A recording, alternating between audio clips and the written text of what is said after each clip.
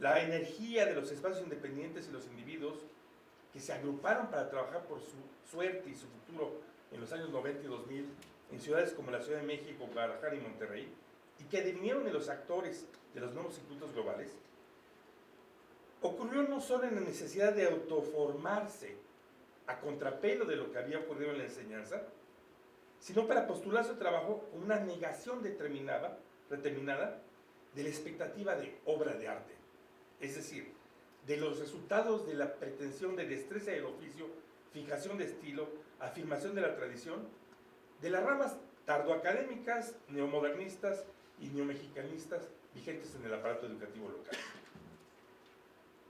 Era la relación específica de negar, superar y diferenciarse de la educación anacrónica lo que generaba un orden disciplinario que producía una dinámica de estudio en un lugar suplementario. Es así que hitos en el relato histórico reciente como Temístocles 44, La Quiñonera, La Panadería, lo mismo que espacios que ocurrieron en Monterrey o en Guadalajara, se planteaban al mismo tiempo como géneros de negación de la educación preexistente y de medios de autoinvestidura artística y migración entre disciplinas que ocurrían en público. El hecho es que esos núcleos han venido a crear en tiempos recientes los núcleos institucionales de experimentación artística alternativa, que se han localizado de manera preferente en la Escuela de Pintura y Grabado de la Esmeralda, lo mismo que en lugares aislados y a veces bajo ataque, como el Taller de Medios Múltiples de la licenciatura de la FAD, y en aquellos espacios que esos artistas, una vez convertidos en profesionales, vinieron a crear lo mismo en Soma o en Centro, o en el OPA en Guadalajara, que aspiran a ofrecer, en una lógica de minoría y ciertamente de ventaja de clase, procesos educativos herederos de la improvisación institucional que marcó el despegue artístico de hace 1 o 2 décadas. ¿Dónde se encontraba la barrera, la tensión, el cisma entre esas formas de autoeducación y las que prevalecían en la institución secuestrada? Más allá de las diferencias sobre tradiciones y referencias, la distinción entre la academia caduca y la autoeducación de los circuitos contemporáneos estribaba en el grado en el que el proceso educativo estaba expuesto al viento de la época. La norma de los espacios de autoeducación era concebir la producción de arte como un espacio de investigación no predeterminado que prefería prácticas artísticas post-estudio, que asumía las técnicas como aleatorias y cambiantes al proceso de trabajo, y en una más y absoluta feliz promiscuidad disciplinaria.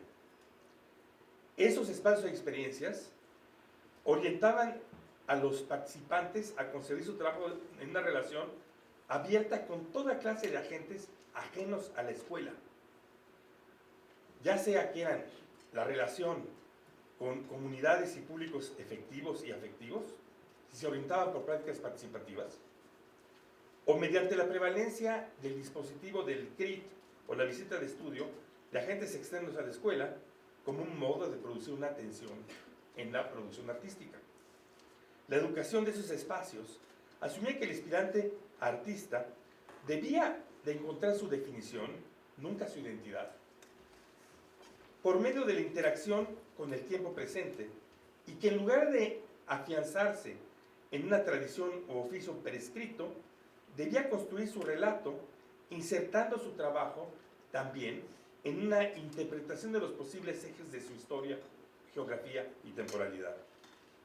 Por sobre todo, entendía la educación como el lugar donde ocurría el proceso de insertar a los participantes en circuitos artísticos efectivos, no como una educación en secreto que después aspiraba mágicamente a encontrar algún lugar.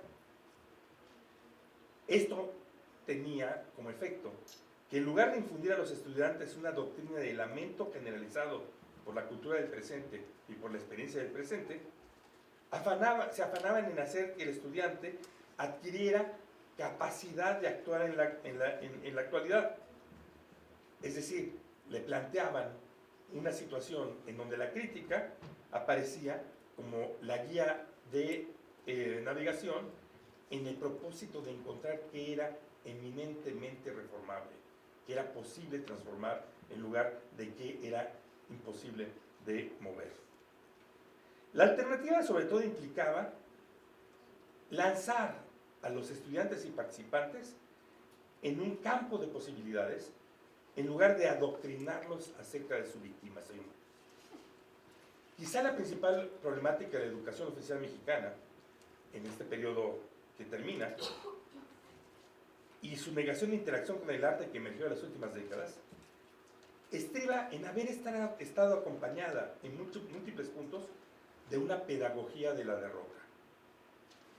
La endogamia de la escuela, la automática descalificación de cualquier práctica artística en boga, la forma en que parte del staff traducía su falta de participación en los circuitos curatoriales o de mercado en una épica del aislamiento, infundía en las nuevas generaciones la convicción de la futilidad de la práctica, que acompañada con el entrenamiento excesivo en habilidades que eran recesivas en el campo de juego artístico efectivo, llevaba a algo que podemos llamar la marginación vocacional. La forma malsana en que la falta de significación se formulaba ideológicamente como resistencia, además en un corte de resistencia internacional, anticapitalista y de defensa de la identidad, no pasaría de ser un relato digno de alguna crónica divertida si no hubiera tenido efectos discriminatorios. Pues de entrada, y sin recurso de apelación posible, condenaba a los estudiantes del sistema de educación pública, usualmente más diversos en términos de raza y clase, a resignarse en la insignificancia, dejando el campo operativo del arte al privilegio de clase, de raza y de origen familiar. El hecho de que la educación pública confirme absolutamente, no solamente como un rasgo sistémico, la marginalidad social, al promover vocacionalmente la inoperatividad, es una de las mayores ironías que involucra la desigualdad e injusticia del sistema cultural presente. Pues hace de la institución educativa y el propio participante no el espacio donde puede tratarse de desafiar el destino, sino el del colaboracionismo con la continuidad de las ventajas de competencia de los artistas acomodados que se pueden sustraer a ese camino de desarrollo. En efecto, una cosa es la desconfianza y crítica de la doctrina de éxito que rodea al aparato artístico oficial, y otra muy distinta, inocular a los participantes de un proceso imbuido con el determinismo de un derrotismo convertido en doctrina educativa cotidiana. En ese contexto, es crucial que el punto de batalla de la institución amurallada en su impotencia y en el elogio de su impotencia, así como el punto donde se generó la emergencia de modalidades libres y autogestivas de educación artística, estuvo en torno a la invitación a revisiones, visitas de estudio y críticas de agentes externos a la formación de los artistas. Es extraordinario y anómalo que en México la práctica de visita de estudio, o la llamada CRIT, sea un privilegio elitista y transgresor, y no la base convencional y rutinaria de educación artística del posgrado. Mientras que en la mayor parte del mundo, críticos, curadores y artistas mexicanos somos invitados cotidianos a multitud de instituciones y centros a ejercer la crítica del trabajo de los artistas emergentes. El día de pasado mañana yo voy a Bogotá a hacer eso. Vengo de haberlo hecho hace unas cuantas semanas en un espacio en Estados Unidos. Es interesante que la academia artística se dedicó a tratar de fortalecer el concepto de los recintos de educación como lugares de entrenamiento de habilidades de estudio, temerosa de que la opinión de agentes externos pudiera infiltrar el virus de la posibilidad hacia los estudiantes. La visita de estudio es, aún hoy, el modo prioritario con que las escuelas de arte alrededor del mundo balancean el carácter necesariamente sesgado y restringido de la educación de taller con el viento fresco y el caos de opiniones del campo artístico real. Es el medio por el que se media y remedia el carácter necesariamente centrípeto de la rutina de la escuela, en relación a plantar al arte en el espacio que le corresponde, de la intemperie y lo imprevisto. Fue en relación con ese asunto que se restringe mi cortísima participación en el campo de educación artística local.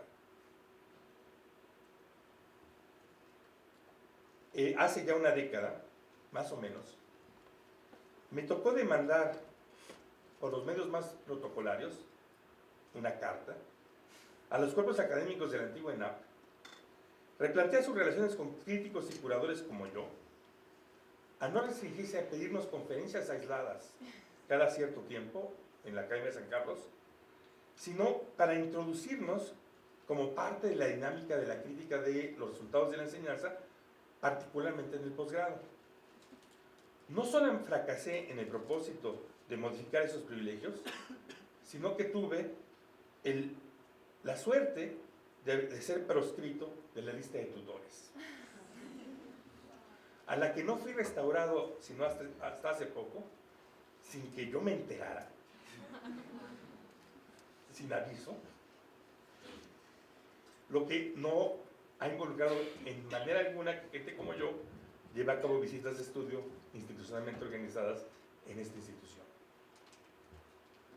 Cuando fui invitado a ser curador en jefe del MUAC, decidí llevar la pequeña pelea que me tocaba en relación a este problema al proceso de trabajo del museo. Con la ayuda de colegas como Daniel Montero, que está sentado aquí en el auditorio, que entonces era el encargado del programa Campus Expandido, hicimos un programa piloto para llevar a cabo investigación curatorial en un proceso amplio de realización de portafolios y visitas de estudio de artistas jóvenes y estudiantes. La reacción de la dirección del ENAP fue protestar por escrito, en tonos nada comedidos, por la osadía de haber repartido volantes en las instituciones de esta escuela, que suponíamos hasta entonces era parte de nuestra misma institución.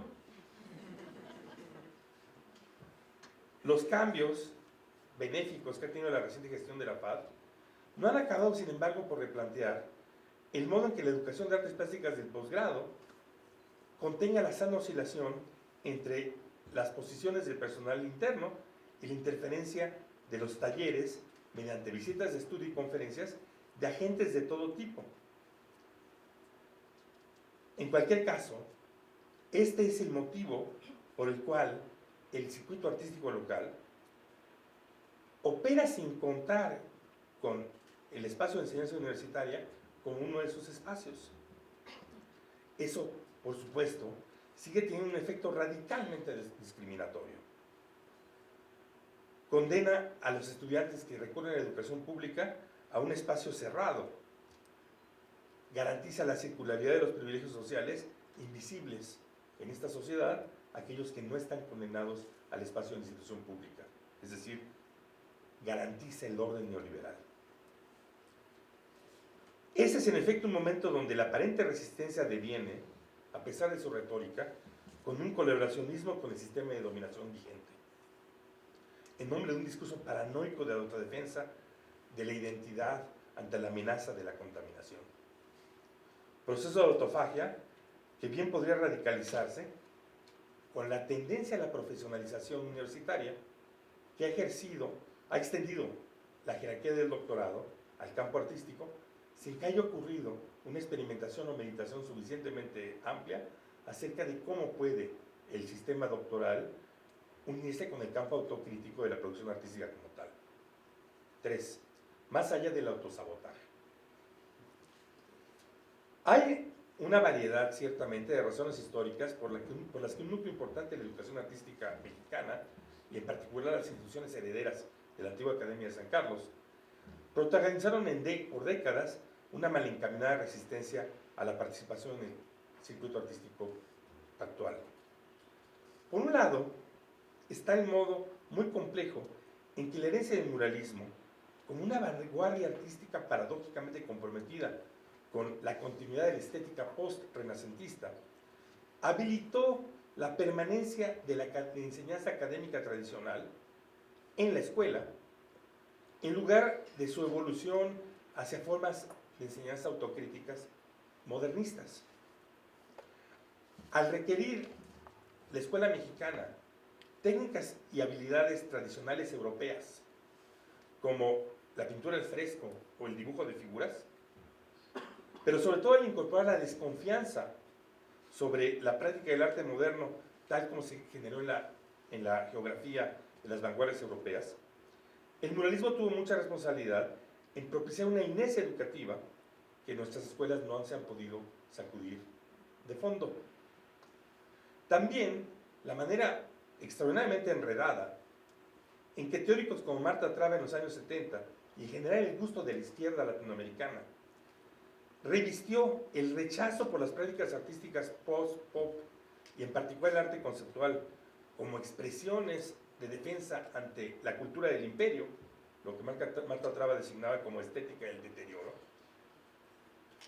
impidió a ese gusto de la izquierda articularse con la protesta política y cultural que ocurría en Estados Unidos y en Europa y que tenía en el arte nuevo una de sus ramas más significativas. También, y este es un rasgo de la condición sur del espacio de resistencia, el emplazamiento de conducir una política cultural identitaria no fue el más afortunado. Convencida del proyecto equivocado de la defensa de la identidad, la izquierda latinoamericana perdió la oportunidad de acompañar la generación de subjetividades emergidas de la condición crítica del capitalismo presente como parte de su programa, en aras de la defensa de lo conocido, es decir, de los referentes y las actitudes que crearon los estados-nación, que son producto del capitalismo. Los ecos de toda esa desconfianza siguen minando la capacidad de la izquierda intelectual y política de tomar como suyo el resultante del cuestionamiento del campo artístico contemporáneo y su despliegue. Finalmente, en lugar de que las universidades, como ocurrió en Europa y en el norte, se convirtieran en los refugios de los artistas radicales, cuyo trabajo rebasaba la definición tradicional de objeto artístico como potencial fetiche de la adquisición plutocrática, hemos consagrado las posiciones de las academias a perpetuar la práctica del oficio, que ya no solo están desconectados con la práctica contemporánea, sino que en su peor momento albergan la esperanza de instaurar normas y definiciones de lo artístico, argumentos que provienen del clásico y del barroco, pero que evaden por completo las conclusiones de 300 y 400 años de práctica artística en el mundo. Eso hace que sea poco sorprendente que aún hoy estas instituciones den albergue con mucho entusiasmo a las formas de pseudocrítica reaccionaria que quieren volver a un arte supuestamente auténtico, previo a toda historicidad y, por supuesto, de cualquier autocrítica de la producción moderna. La universidad, entonces, se vuelve no solamente en el enclave de una reacción, sino de formas de pensamiento dogmático que no sostienen siquiera la formalidad del debate académico y la constatación de la presentación de evidencias y contraargumentos. Es hora de romper lanzas con todo eso. ¿Qué hacer? Y aquí voy a tener que resumir para luego retomar la discusión. Yo plantearía que la primera cuestión es que tenemos que obligar a la institución, y particularmente al posgrado, a incorporar la visita de estudio de toda clase de agentes externos como el componente que modifique la dinámica de las escuelas. En segundo lugar, tenemos que plantear seriamente modificar la lógica de exhibición de estas escuelas para que en lugar de que se planteen como lugares de exhibición de la práctica en general, traten de encaminar la práctica de los estudiantes a la posibilidad de utilizar su momento de titulación como un momento de exhibición preparada y selectiva de obra con vista a ser parte de alguna clase de programa público, de alguna clase de momento de exposición. Y en tercer lugar, me parece que un asunto absolutamente clave es plantearse cómo el doctorado no sea una copia simple, si bien adulterada, de los procesos de titulación de humanidades. Es decir, qué clase de líneas de organización interdisciplinaria, por un lado, rompan la noción de genealogía y de sucesión artística en el doctorado, para privilegiar modalidades de investigación constituidas por el sentido experimental y autocrítico del arte actual, y que además no tengan que producirse en términos de documentos de tesis, sino en el juicio de una práctica crítica consecuente. En una cierta medida, en este caso, a pesar de que seamos del sur, tenemos que probablemente ver a los resultados absolutamente notables que a lo largo del tiempo ha tenido la manera que se entendió el posgrado como práctica en el contexto holandés en particular y en la experiencia de la educación en el sur de California, en Estados Unidos. Por sobre todo, lo que requerimos es generar y regenerar un espacio de entusiasmo en torno a la tarea de desafiar el determinismo de las estructuras artísticas y sociales y propiciar un espacio de educación artística para que sea un factor de presión y transformación de la cultura del presente y no un nido de queja. Una cierta cuota de felicidad en transformar el campo cultural, en lugar de reafirmar su inmovilidad innecesaria, es la conclusión obligada de un proceso de transformación de la crítica, de la geografía y de sus sistemas de exclusión. Pero para ello hay que recuperar la noción de crítica de la espiral autodenigratoria, que tiene la costumbre de alojar en ella únicamente lo que es lamento, náusea y denuncia. Esto requiere convertir el espacio de enseñanza en un lugar que enseña a los participantes que ellos también tienen un cierto poder, que construye y difunda formas de relato histórico donde nuestra agencia y capacidad de crítica se hagan relevantes y que apueste a transformar el sistema artístico en lugar de asegurar la nulidad de la intervención. Gracias.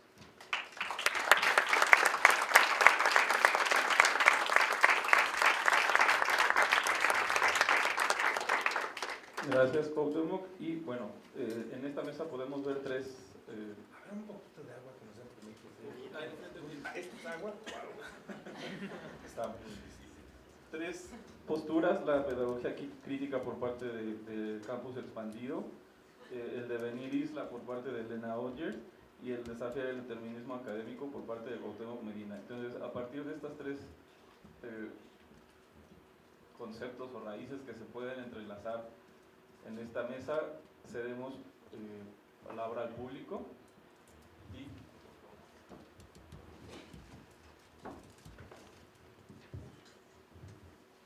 hola, sí. Bueno, muchas gracias.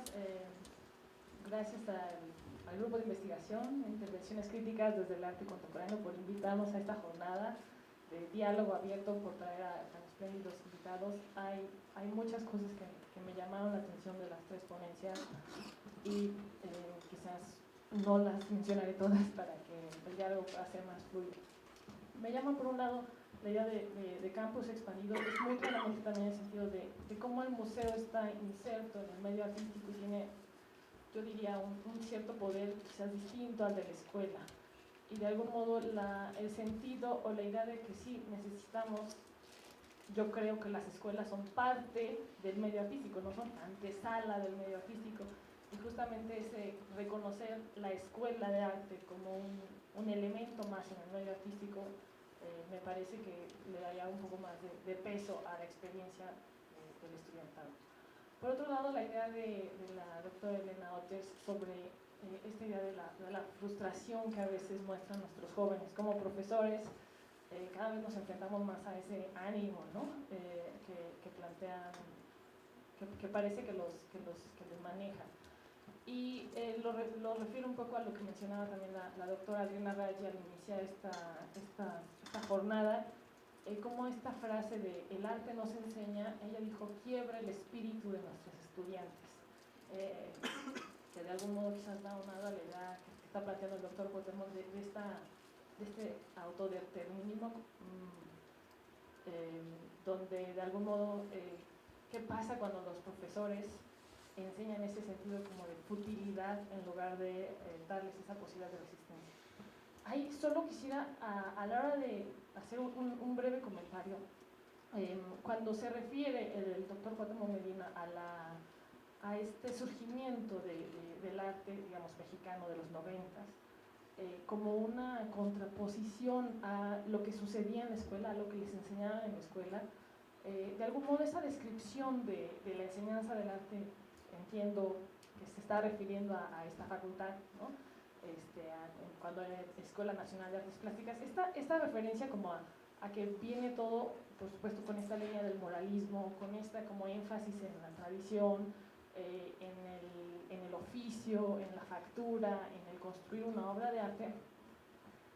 Yo estoy pensando más bien en este momento histórico en que en 1973 se instaura esta licenciatura en artes visuales con un primer año que buscaba justamente desplazar los talleres.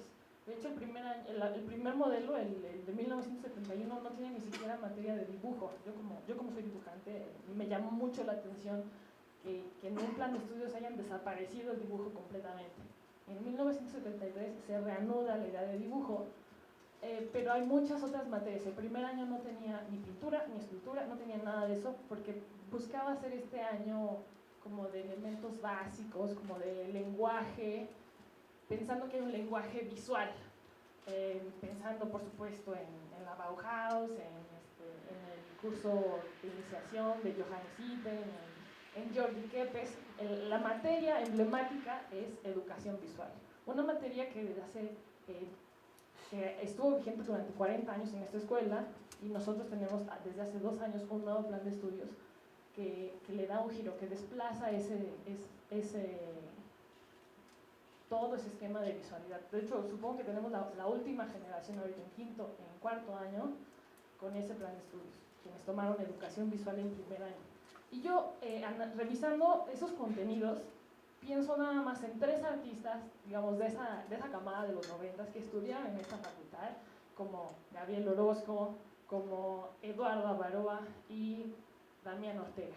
Y yo en los 3 veo ese lenguaje, esa visualidad, ese ABC, ese elementos de la forma, esos punto, línea, raya, composición, saturación, no saturación, todo eso que nos enseñaban en esa materia, lo veo ahí. Yo veo que esos artistas que son ahora, digamos, yo qué sé, los grandes artistas, lo que sea, los que están ahí en el mercado, yo creo que sí se formaron aquí, sí aprendieron de sus maestros y llevaron a ese mundo del mercado los conocimientos que les dieron sus maestros en ese primer año, sobre todo.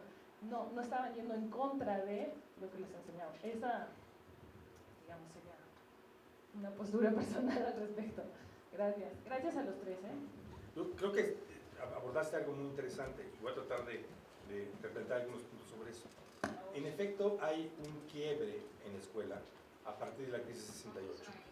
La manera en que la mezcla del quiebre del 68 por la movilización y el hecho de que buena parte de los artistas contemporáneos en ese momento tienen su quiebre en el Salón Independiente, es el programa del 71. Ahora, el programa del 71, que básicamente lo debemos a quien también en los hechos era el líder de Salón Independiente, que era Manuel Felgueres, estaba apostando efectivamente por un gesto muy radical, que era la instauración de la figura de artista investigador y por la lógica de campo de investigación, por decirlo así, postautoral.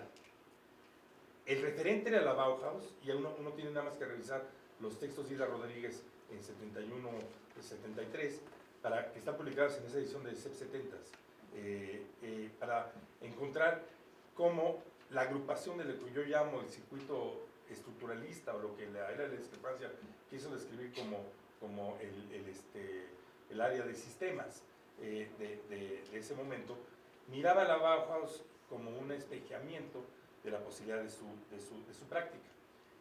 En el año 74, 75, no lo puedo precisar.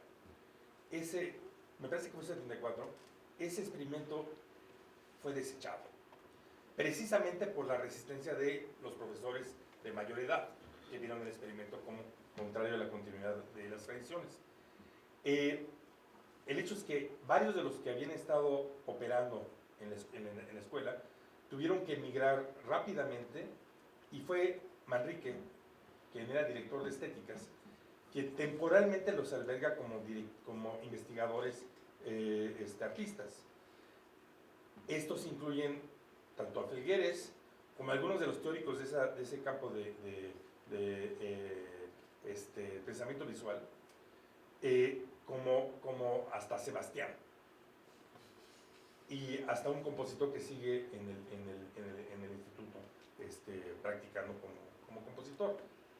El punto es que estas carreras de alguna manera se interrumpen en estéticas a partir de que varios de esos artistas regresan a su campo de práctica en una relación con el mercado, fundamentalmente como su territorio de acción, con la excepción de un escultor del norte del país que sigue cobrando de la universidad sin que haya la visibilidad de que eso nos reporte muchas ventajas académicas o de investigación. Y que ayer que leía tantos comentarios sobre ciertos manejos raros del campo de danza, me preguntaba si no sería algo que podría ser traído a la discusión. Ahora, es interesante que, por un lado, tienes toda la razón, la continuidad de ese espacio de bauhasiano que malinterpreta la academia como geometrismo, básicamente reduccionismo y elementariedad, puede estar alojado en la obra de Gabriel Orozco y de Damián Ortega. Me acabas de hacer ver que las limitaciones básicas del trabajo de Orozco y Gabriel Ortega probablemente fueron injertadas en esta escuela. Lo cual era un cargo que podemos añadir a la cuenta. El gen recesivo de ese experimento fallido fue relocalizado. Pero ciertamente, ellos mismos hicieron su taller de los lunes, o afirman haberlo tenido. A mí no me acaba de quedar todo claro en qué frecuencia y con qué, pero la retórica de reinvención tuvo su sitio ahí. De cualquier manera, tenemos una situación en donde el sistema de la FAD actual tuvo más que ver con, independientemente del peso que tengamos sobre el sistema que quisieron imponer Felgueres y los estructuralistas, con el fracaso de la reforma, que con los resultados de una reforma. Y ese camino histórico es algo que alguien que tenga un poco de paciencia y ganas de mover papeles quizá podría trabajar. Yo tengo la sensación de que habría que añadir un pequeño factor. La productividad de ese proyecto, con todos sus aristas burocrático-intelectuales, que si ustedes quieren experimentar, lean a Juan Nacho Tardío y van a ver cómo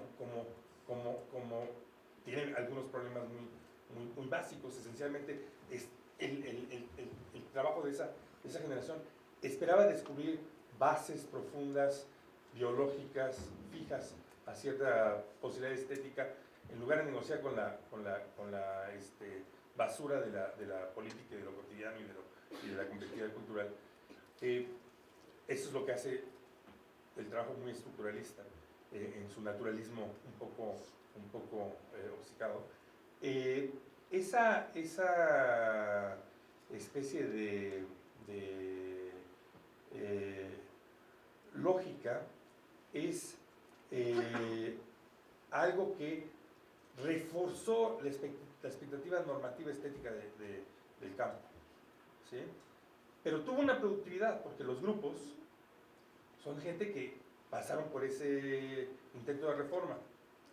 Y sobre todo, lo que pasó luego en la Facultad de Diseño de la UAM, lo cual incluso deriva en la formación de Marcos en el zapatismo, tiene que ver con el injerto de esa reforma. Entonces sí, si hubiera que hacer el rastreo de cómo, de la historia del ENAP y de la FAT, cosa que a mí no me va a corresponder hacer, no me vean a mí, no tengo tiempo, pero habría que pensar en esa dimensión. O sea, la facultad tuvo un proyecto de reforma radical. Podemos pensar hoy que era un proyecto desmesurado, ¿sí?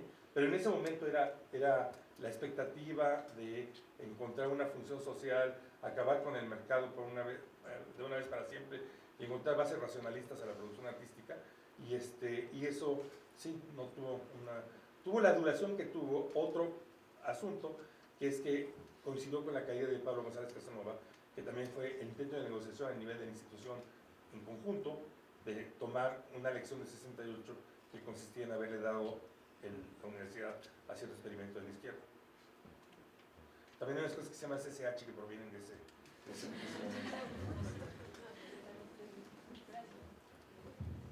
Yo quiero decir algo, no directamente vinculado con tu pregunta, sino con lo que la discusión que se detonó acá. Una es que ese experimento donde tomó forma, y no la mejor, fue Jalapa, que fue la Escuela de Artes y también el instituto que se funda, digamos, con plazas de investigación para artistas. Entonces yo no sé, también habría que valorar los efectos positivos de una empresa donde los artistas tienen una plaza de producción que de alguna manera anticipa lo que está de moda ahora, que es la investigación artística. Ahí hay un punto. Y lo segundo es una pregunta solo para Cuauhtémoc. En el mapa que dibujaste, que fue muy interesante y que creo que pone en palabras discusiones de café que yo he escuchado aquí y allá, cómo se inserta la Esmeralda. Porque la Esmeralda sí tiene un camino un poco diferente en los últimos años al de la Facultad de Artes y Diseño. Bueno, yo estaba haciendo alusión precisamente que parte de esa generación de los 90 tuvo participación en las reformas de la Esmeralda, y fue muy interesante que Arturo Rodríguez Dorin, que en todo caso es un pintor bastante tradicionalista, le abrió el campo a sus colegas que no lo eran. Y hay experimentos pedagógicos ahí que tienen que ver con el hecho de que han pasado Abraham Cruz Villegas o está Vicente Razo, que no hubieran ocurrido, y me imagino que también en posición a Barroa, si no hubiera habido esa apertura. Tiene que ver con el hecho de que es una estructura institucionalmente más débil, donde también sí tenemos un problema muy sencillo que no es tan fácil de solucionar. Es decir, es muy importante que haya estructuras laborales seguras. O sea, apostar a tratar de generar estructuras educativas de alta precariedad, por el argumento de que necesitamos tener siempre a gente que esté en contacto con la cultura viva, es algo que es indeseable. Pues es la solución neoliberal del problema. Básicamente consiste en tirar a la basura personas constantemente. Evidentemente está el peligro siempre a construir un staff en una universidad, de que uno puede acabar compilando gente que no está, al cabo de cierto tiempo, tan en el centro de la argumentación. Eso pasa en todos lados. Pero tenemos que tener mecanismos tanto para poder acompañar a aquellos que están empleados con aquellos que están en el campo práctico y que adicionen las prácticas internas.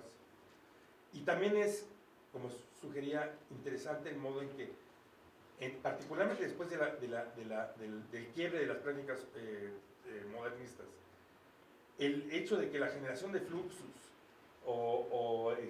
los conceptualistas tuvieran alojo en las universidades, en la expansión de universidades de los 60 y 70 en Estados Unidos, explica la sobrevivencia de Michael Asher como un referente artístico. Hubiera sido aniquilado. O sea, incluso hay gente que después adquirió lugar en el mercado, como Barbara Kruger, que precisamente lo que eran profesores artistas.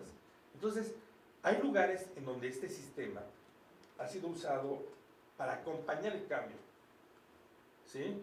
No para impedirlo.